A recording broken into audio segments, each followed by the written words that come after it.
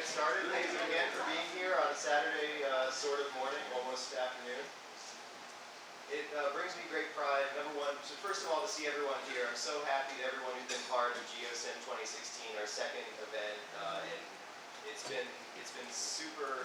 I've been incredibly happy just to watch it grow in the way that it has, and see the level of undergraduate involvement as well. So I really appreciate that. Unfortunately, we had a couple guests here yesterday that weren't able to stick around in town today, but I'll talk about that a bit more in a second.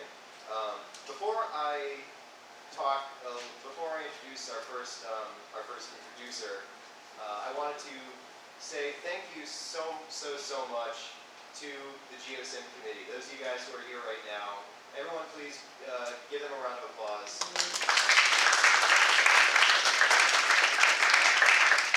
So one of the key committee members, she's actually my co-chair, Savannah. Many of you know her. She really wanted to be here today, but unfortunately her son decided to get born today. So as far as I know, she is at the hospital, and we might actually have our first GeoSym baby. So those of you who get to meet Wyatt Collins Key one day, please tell him the occasion under which he was born. She was resolute that she was not due until next week, but life happens, and we're very excited for her. But I do want to say that Savannah is probably the reason that you guys are all here right now. The amount of work that she did, putting the program together, organizing the panels, the schedule, and so forth, and on top of all that, being a great friend and a great colleague to me and many of you as well. So thank you, Savannah. I'm recording this for YouTube. Thank you, Savannah. So before we go into our keynote, I'm very glad to bring to the podium my long-suffering advisor and our wonderful department head to say a couple words, Dr. Alderman.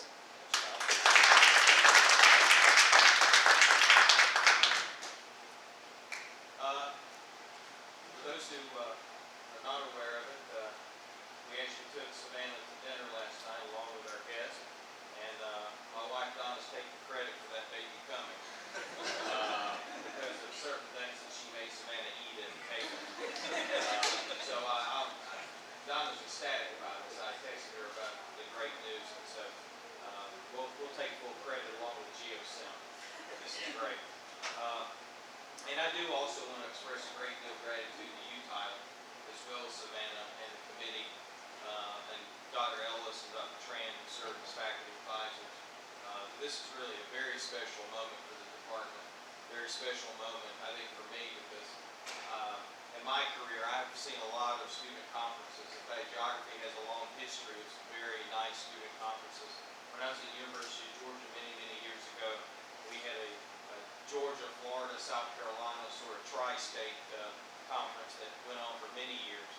In fact, Dr. Christine O'Hara, I think he was involved in that conference when he was there as a grad student, as well as Josh Inwood, which is pretty special because Josh doesn't like to participate very much. You tell him that. And then also I attended a South Dakota State Geography Convention, that's what they call it, or conference, a few years ago. And I can tell you that what we hosted here is really takes the cake of all those conferences that I remember attending and have attended recently. So I think we really should be very proud of what we've done here. And what I like about it is that it doesn't involve faculty. I like that part because many times faculty make things boring. And I can always rely on students to really do it the right way. And Tyler, let's give you a very special round of applause for me.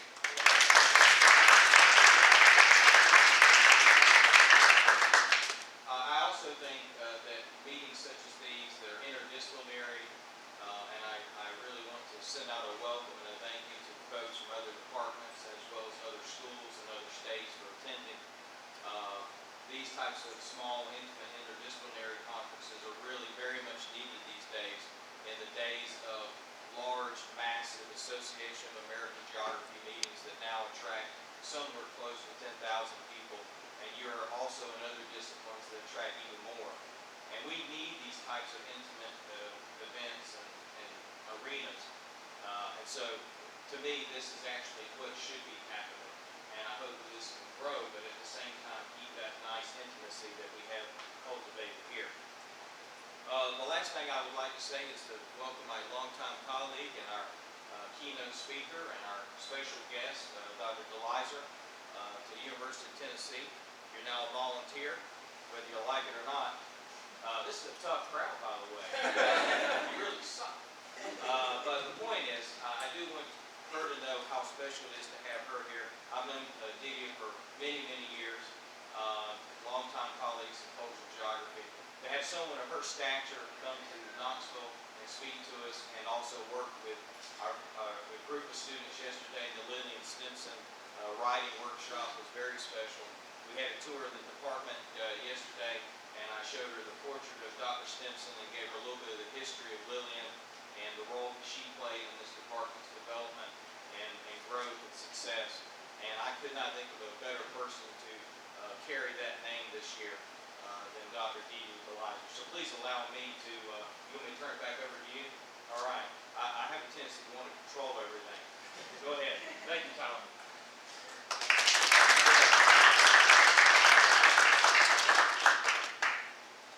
All right, so I do, to add to what Derek just said about Dydia, a little bit of background about her. Some of you might know a bit of her resume, her CV, but she obtained her PhD from Syracuse University in 1998. Syracuse is a school where mostly awesome people have degrees from. Go Orange. She also was one of the editors of the Sage Encyclopedia of Human Geography. She's produced some of the most groundbreaking and innovative research in cultural geography, tourism geography over the past 2 decades. And now we're very excited to have her here. And I also wanted to include, as a personal note, Dydia is one of the reasons why I made it this far in grad school, actually. You can blame her for that. Because when I was first thinking about going back to grad school, I was working in DC and just thinking, like, what's graduate school about? What's geography about? She was one of the first people to actually get on the phone with me and tell me about what it's like to re-enter academia and become a geographer. And she's one of the major reasons. That's one of the major, among many other reasons, why I made it a point to bring her here today to be your keynote speaker. So, no further ado, please put your hands together, give a big, warm Tennessee Vols welcome, Dr. Dydia DeLyser.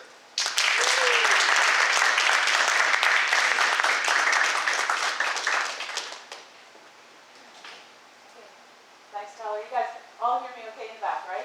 Oh, we did our sound check well. Yeah. Okay, good. It's a real honor to be here. I'm thrilled. It's a terrific turnout. I want to thank Tyler and Savannah and her son Wyatt, her emerging son Wyatt. Matt picked me up. Matt, whose idea this was, this symposium. It's a terrific thing. It's fabulous that it's organized by students, run by students, with so many students presenting, especially the undergrads. It's terrific to see you all here, and everything is flawless and beautifully organized. I love being invited to speak in another department. I've never been asked to do so 2 years in advance. So when Tyler did that, I was like, you want me to what? In 2 years? Well, okay. I don't know what I'm going to say, but I'll think of something. So eventually, I put this together. So that's what I want to talk about now. So thanks for inviting me. Restoration, making something old like new again, is extraordinary in the life of a thing. All things are made or manufactured. Most see maintenance and repair. Some see conservation and even modification, but very few ever undergo restoration. In this paper, we use the restoration stories of 3 Indian motorcycles to reveal restoration as a dynamic aesthetic and political practice that links skilled restorers to communities of enthusiasm centered on the agentic materiality of the things they restore and to the labors of devotion and love. To do so, we work autoethnographically, situating case studies of 3 motorcycle restorations within 4 areas of geographical literature and theory: making, enthusiasm, materiality, and love. We begin with the practice of making, showing how restoration, like other forms of making, requires extensive expertise and handcraft skill. Though some makers profit from their ventures, makers are often amateurs, so we then link making to geographies of enthusiasms and to the devotion of enthusiasts.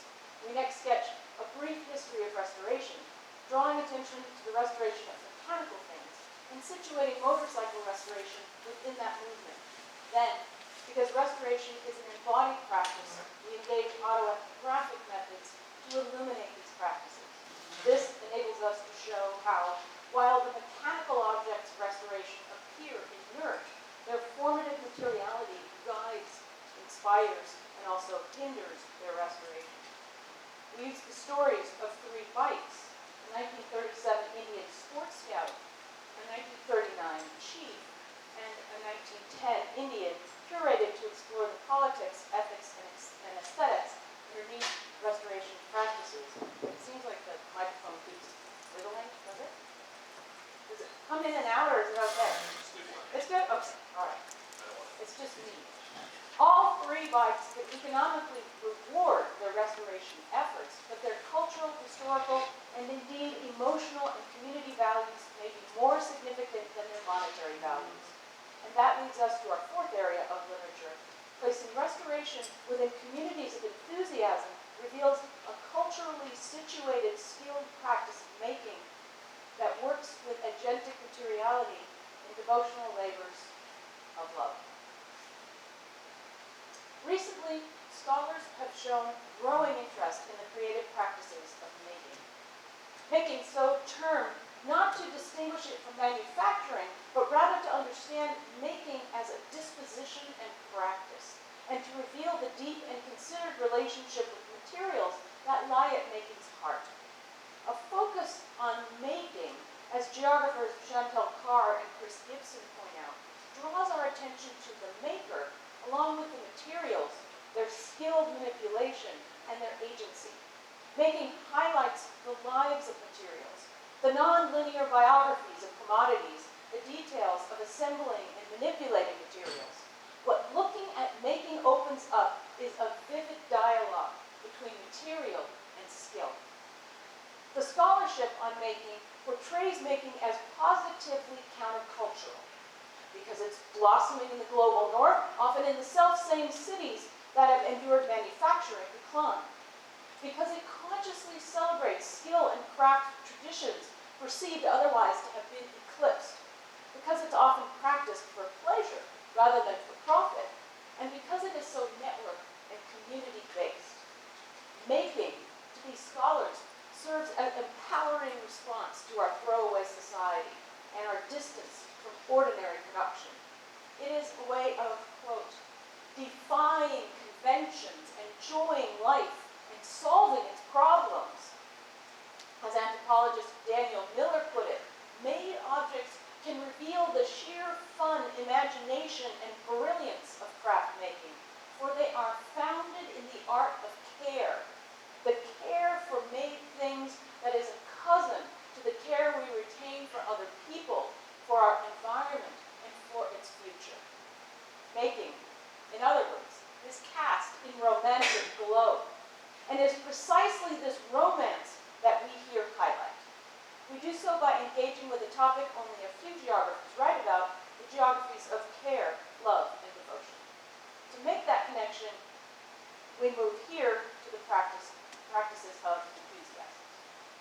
Enthusiasms, also called hobbies, are the pursuits of those who engage a topic or a thing for pleasure, not profit, despite lack of remuneration, and also often the absence of professional credentials.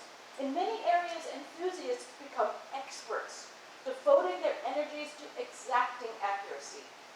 Enthusiasts, because of the time and effort they invest, have been described as dedicated and even zealous. And though enthusiasts may labor alone, they find community with like-minded individuals. They are linked through networks of enthusiasts that are articulated spatially through club and society meetings, like that of car clubs, through public outreach events like architectural tours, and other gatherings of people who share the passion action, like specialty swap meets, as well as through online forums and collecting practices. For some commentators, though, enthusiasts' devotion belies an obsession, a pathological commitment to one pursuit.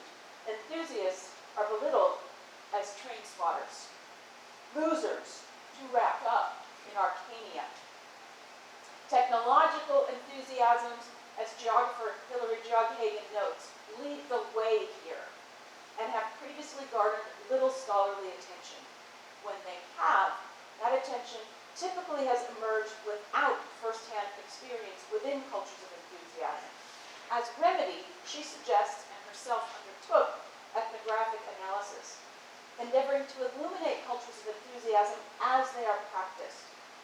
And because enthusiasms themselves begin as emotional affiliations filled with love for the objects of enthusiasm, Joghagen and her colleagues Ruth Craggs and Hannah Neat call for geographers to attend specifically to the emotions engaged and practiced in cultures of enthusiasm. The emotions of enthusiasm, they suggest, can elucidate the power of pleasure and joy experienced in doing things. And so we in turn link the emotions of enthusiasm to the practices of restoration. Restoration, today widely practiced in Europe and the Anglophone world. In the US, it has a college major and its own reality TV series, has not been widely written about by geographers. Legions of articles, books, videos, and websites exist to guide the would-be restorer through the restoration of just about anything. But despite histories of restoration craft in specific areas, outside of architecture and art, little has been published about the broader histories and geographies of restoration as practice. Restoration, as it is understood today, involves returning a thing to an original appearance and working condition, reversing any non-original modifications, and using original or original style materials to do so. As a practice, restoration is literally ancient, emerging first in classical Greece with restorations of buildings, temples, and sculptures. But anything old can be restored, and across restoration's long history, styles and tastes for what restoration should be have shifted with the tastes of the times. What stands out is a division between those things individually produced and those made originally by mechanical means and in multiples. The deep perceptual chasm between handcraft labor and mass manufacture, between a work of art and a mass-produced mechanical thing, between highbrow and lowbrow, replicates itself in restoration. Buildings and temples, for example, have undergone restoration for millennia, and paintings and fine art have undergone restorations for hundreds of years. The examples of architecture and fine art are key. These one-off, typically highbrow works of artists and master craftspeople have been the focus historically of nearly all of restoration's efforts. Restoration of mass-produced mechanical things began as an enthusiasm, one substantially gained only in the 20th century, for it was only then that an increasing number of mass-produced mechanical things were recognized to have first become too old to be used as is, and second, become antique. By the turn of the 20th century, all sorts of mass-produced mechanical things needed more than just maintenance and repair. They needed restoration. But in order to warrant restoration, they had to transcend being old and outdated to become recognized as valuable and even collectible. In the 20th century, all sorts of mass-produced mechanical things underwent a dual and inverse transition from working to worn, and then from worthless to worthy. As we'll show, the practices of restoration link historical knowledge and understanding of historical aesthetics with technical mechanical skill and handcraft skill. All of those together are typically mastered only after years, even decades of experience like other practices of skilled making, restoration must be learned iteratively and haptically.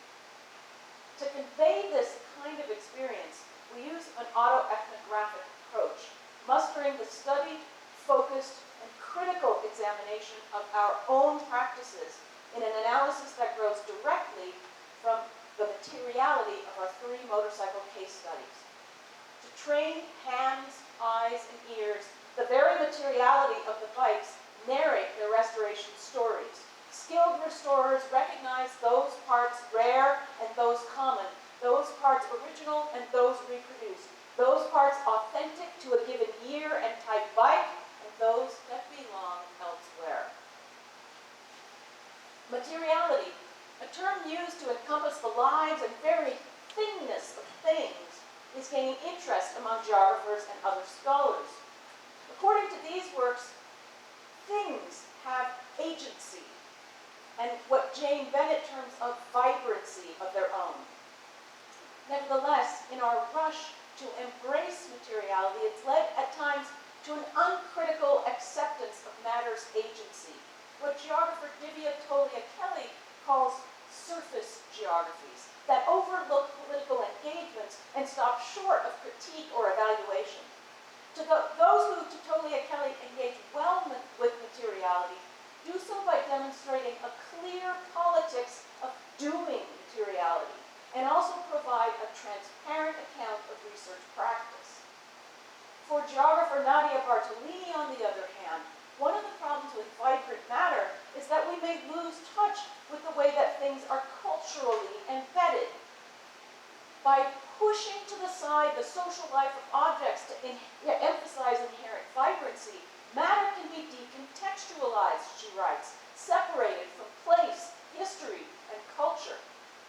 A focus on making, however, because it is culturally and spatially situated, can incisively highlight matter's agency. Materials are not merely pliable and inanimate. Instead, as Carr and Gibson point out, they may thwart in unpredictable ways, decaying and breaking down until a study of making becomes a study in compromise, with the skill of the maker a mediating factor, and where the materials themselves shape the direction in which making proceeds. In this paper, by accounting deeply for not only the vibrancy of motorcycles and their parts, but also by carefully situating them in their historical cultural contexts and revealing the practices by which we and others engage them materially and make them matter, in both senses of that word, we aspire to achieve the aims these scholars prefer. To do so, we first offer a brief history of the Indian Motorcycle Company without the R, and next show how a community of Indian enthusiasts forwarded the mark after the company's demise. We then situate co-author Paul in that community and turn to the practices of making involved in Paul's restoration of 3 different Indians. The history of the Indian Motorcycle Company has been well documented. Founded by bicyclists, they made their first Indian in 1901, becoming pioneers of design and performance. By the 19-teens, they were the world's largest and most influential motorcycle manufacturer. Though they innovatively built new models until the early 1950s, by the 1920s they'd been beset by a series of troubles from which they never recovered. The company changed hands several times and eventually ceased producing motorcycles in 1953. Though the company was defunct, its adherents were not, and dedicated riders remained true to their mark, rebuilding and eventually restoring their mounts. Brand loyalty among Indian motorcycle enthusiasts has become legendary, but this is not merely because of badge loyalty.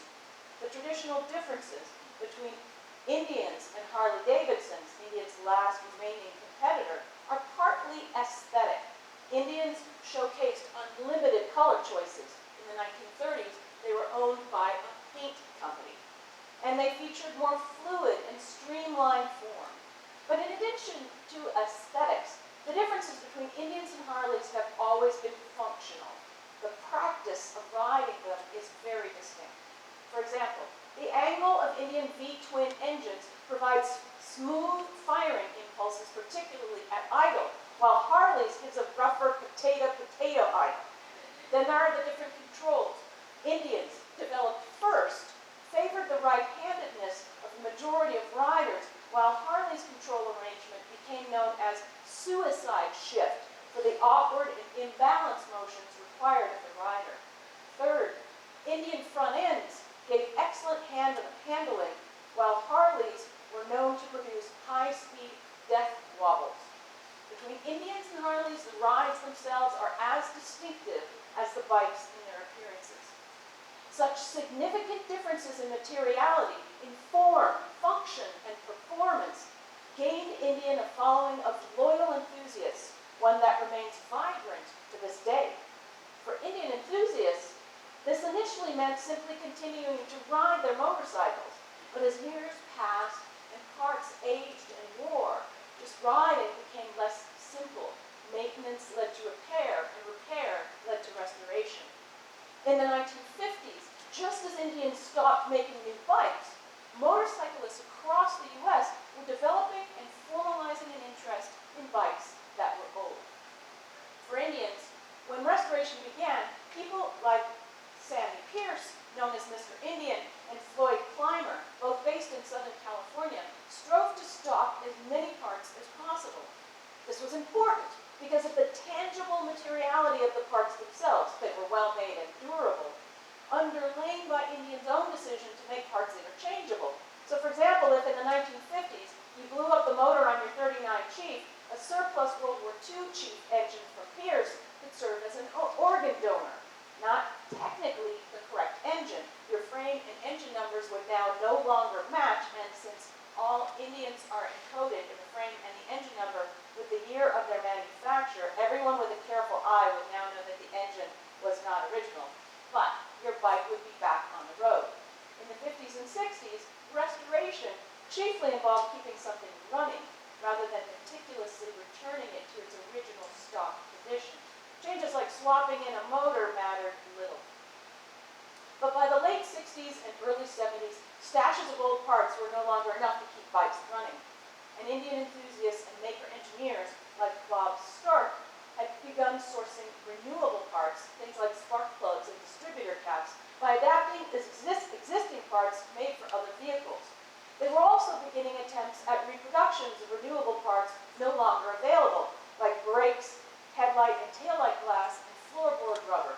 Enough old Indians were on the road with bad brakes, broken taillights, and worn-out floorboard rubber that makers like Stark could profitably reproduce certain relatively easy-to-make parts. By the early 1970s, growing Indian enthusiasm led to increasing Indian making. Shops emerged, like Stark-Light Cycle, originally in Anaheim, and Ken Young and Sons in Long Beach, specializing in Indian motorcycle restorations. They built their expertise working on bikes that were already vintage, providing their services to customers who wanted to ride bikes that were not new, but old. And those customers grew into a varied group. Some had the expertise to work on their own bikes and came for parts only. Others came for service and repair, while still others bought bikes for storage, service, and repaired by other people. The enthusiasm was expanding beyond just riders to collectors. Initially, those collectors were motorcyclists themselves. They simply began collecting the bikes they liked and then stretched those interests to older and older motorcycles. Riders, racers, and mechanics became collectors, like legendary desert racer, stuntman, and Sherman Oaks Triumph dealer Bud Eakins. You all know Bud Eakins. It was he, in the most famous motorcycle scene in movie history, in the 1963 film The Great Escape, who posed as his friend, rider Steve McQueen, jumping a bike over a barbed wire fence and then crashing it into another one in an attempt to escape from the Nazis. Eakins amassed a huge collection of antique motorcycles, considered by the 1980s the most valuable motorcycle collection in America, and Eakins rode the bikes. Once a few notable collectors began collecting, the bug spread. Antique motorcycle restoration, like other forms of enthusiastic endeavor spread via enthusiasts and linked professionals to become a world connected at all levels. These early rider restorers relied on stocks of NOS parts, new old stock, original manufacturer's parts never used, sometimes still in the original packaging. Even today, it remains possible to buy new original parts for an Indian motorcycle, but NOS was never a reliable part source, always a tenuous supply chain, one that by the 1970s was beginning to be replaced, first by the adaptability of other parts, and eventually by parts reproduction. Demand for restored motorcycles would be, by the early 21st century, great enough to reward the investment. As example, the distinctive-looking mechanical brake light switch that Indian used from 1934 to 1940 also fit many automobiles of the period. But by the 1950s, hydraulic brake systems in cars had supplanted the need for mechanical switches, and the parts were no longer available. Stocks of old ones depleted, and by the 70s, no one could find or had even seen an available original Indian brake light switch. So instead, universal switches that could fit on many models of car and motorcycle were commonly used. They were not correct, but they worked. It was not until 2005 that an exacting reproduction brake light switch was made. As Indian enthusiasm grew, capabilities for restoration grew as well. Over time, the availability of skilled makers led to the current situation. Today, very few parts are truly not available. With the advent of eBay and parts remanufacturers, it's now possible to build a completely new-made but old Indian motorcycle from parts, wrench turn by wrench turn. But such bikes are costly, and across the U.S. and around the world, Indian enthusiasts continue to restore and ride original bikes. So next, we detail the restoration biographies of 3 Indians and show how the material agency of the bikes and their parts are culturally situated in the biography of their restorer and the times, place, and community of enthusiasts in which he restored them. The enthusiasm for restoration typically begins with an intimate geography and an emotional material bond. For some, it begins in the home with a father's car or a father-son project. Machine restoration is and always has been overwhelmingly gendered male. For others, restoration is spark-ignited. Material intimacy can just as well occur in public. So it was with Paul. In the late 1960s, Paul, then in junior high school, happened upon Eakins' shop and that collection of antique bikes. Allured, he started hanging out, a common way into enthusiasms. Then, one day in 1973, a customer came in riding a 1937 Indian Chief, a streamlined bike with swooping fenders that looked like it would go. This was the first Indian Paul remembered seeing, and when the man kick-started the bike to leave, the combination of the ratcheting Kickstarter sound and the spinning, whirring gears entranced him.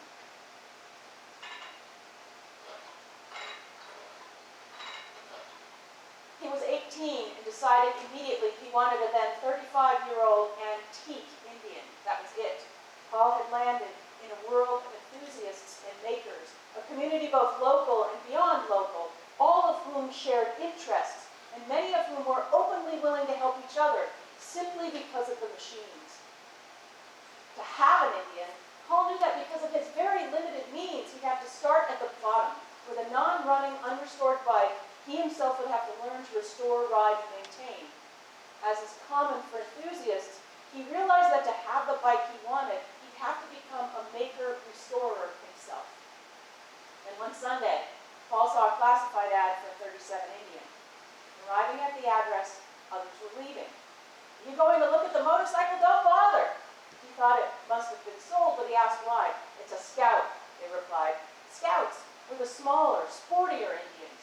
The larger chiefs had always been more desirable, but the young Paul, inexperienced with Indians, was unaware of this distinction.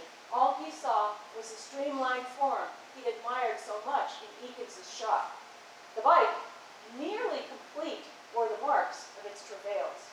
No paint, some of the parts were primered, others were just rusty. No seat, rotten tires, the floorboards were destroyed. It had been in a fire, and it was missing its front fender and had only part of its rear fender, and it didn't run. But it was mostly together, assembled as a complete bike.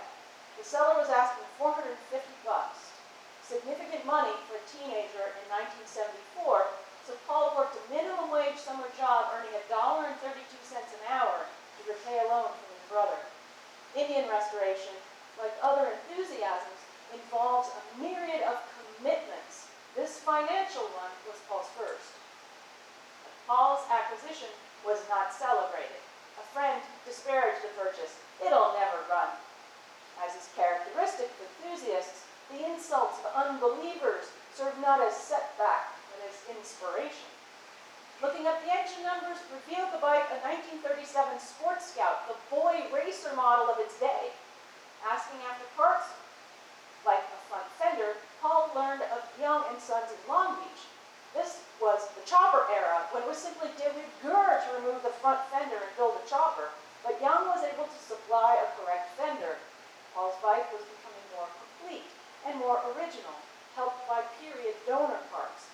Motorcycle restoration involves material sacrifices. For one motorcycle to live, others may wind up forever parted out. Young led Paul to Stark, whose shop Stark-like Cycle restored Indians and supplied both new and old parts. The close connections among Indian motorcycle enthusiasts also led Paul to Sandy Pierce. From all these fellow enthusiasts, Paul acquired needed parts and began to learn the skills required in motorcycle restoration. It took about a year for Paul to restore the Sport Scout to running condition, albeit not in a condition that would today warrant the label restored. The bike had been radically altered in the 1950s, bobbing the motorcycle, as they used to call it, by removing the front fender and rear fender tip, which Paul changed, but also changing the cylinders to later better cooling military cylinders and narrowing the handlebars for a racier look, two modifications that Paul left intact as part of the bike's biography. But it now had new tires, a new seat, new fenders, along with new paint and pinstripe, its black color and gold stripe, Paul based on the little tiny bit of original paint left, and that's a common practice in restoration. But many other parts were merely sanitized. Paul re-chromed some parts, but was able to just polish up some of the others, and as a novice, he made some mistakes. The oil pump, for example, should have been unpolished nickel plate, but not knowing that, Paul had it chromed and polished. Neither, however, did many others appreciate these details. In 1976, Paul won an award for Best Unrestored Motorcycle at a Los Angeles show, though the Sport Scout had had many parts recently added and several others that were non-stock. It had the appearance of a very original bike. As with many antique vehicles, the Sport Scout came with paperwork. In this case, the original California title from 1943 and a registration card from 1951. These revealed that the bike had first been registered in Minnesota, then traded into a Los Angeles dealer, purchased in 1943 by one of the mechanics, Julian Doty. Well, restorers are typically interested in the histories of their vehicles, so Paul tracked Doty to a car repair shop in West Hollywood and rode there. Two men appeared, and the younger one said, "Hey, look, it's an Indian motorcycle," to which the older man replied, "That's my Indian motorcycle," instantly recognizing the very bike he bought in 1943 and ridden for 15 years. Doty revealed some of the Sport Scout's intriguing secrets. The side stand, for example, typically cast with the letters that spell Indian, on this bike read just India. That, Doty explained, was from an accident. The side stand had been run over and broken, and when Doty welded it back together, the end disappeared. Those side stands were one of the first Indian parts to be reproduced. It remains that way to this day. Even injuries can be considered historically or culturally significant, and therefore worthy of retaining. Restorers are often sensitive to the histories and of the machines they restored. Beyond technical accuracy, they validate the material's life experiences. But not everyone appreciated Paul's efforts. In Indian restoration in the late 70s, it was actually wrong to do it right. Because he had not chromed the rims, the front end, or the handlebars, but had painted them black, as on the original, some said of Paul's Scout with disdain, "You ought to see that guy's bike, it's all black." Partly this was because Indian, owned by DuPont, offered custom paint and plating. By paying extra, you could buy an Indian in any color imaginable, and with all different plating options, So during the Depression, few paid the extra money for that. When the bikes were restored in the 1970s, people indulged their fantasies of what a motorcycle could look like. In the 60s and 70s, the shiny bright syndrome dominated, and most Indian restorations were comparatively inauthentic. It took the individual efforts of restorers to change the aesthetics of motorcycle restoration. Restoration, like other practices of making, has never been static. It is instead an embodied craft learned and polished, honed and shaped within the life worlds of makers themselves. Today, more than 40 years after Paul first bought and restored the Sport Scout, it shows even more scars of its life experiences. With its period adaptations, restoration mistakes, and hard road miles, it would today not be seen as a meticulously restored bike. It remains an artifact of its times, and Paul still rides it. By the turn of the 21st century, Indian restoration had changed considerably. The vast inventories of NOS parts were mostly depleted, but with a stronger market for vintage motorcycles, parts remanufacturers had stepped into the void. Because more people were restoring Indians, bikes in what was by then termed barn find condition, like the Sport Scout had been, were becoming vastly more expensive. But at the same time, reproduced parts that could be used to complete a bike built from parts were becoming, though expensive, more readily available. And so basket case bikes that start their lives as just a jumble of parts, were, though not exactly cheap, more common and easier to complete.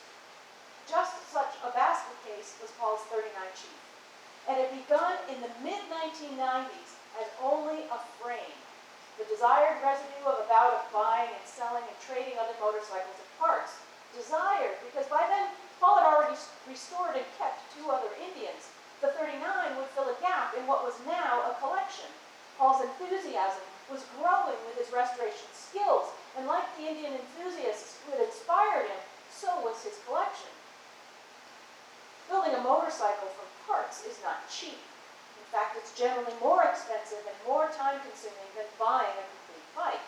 But for those, like devoted enthusiasts, able to stick with a project for many years, it can be more attainable because parts, expertise, and labor are acquired and paid for in hundreds of installments. For the 39, Paul spent a decade just accumulating parts, building a stash that would eventually make the Chief a viable project. Some parts were original.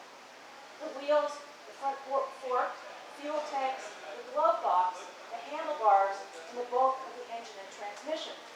Others were reproduced. The fenders, the chain guard, the front leaf spring, the transmission internals, and the outer primary case, as well as expendables like tires.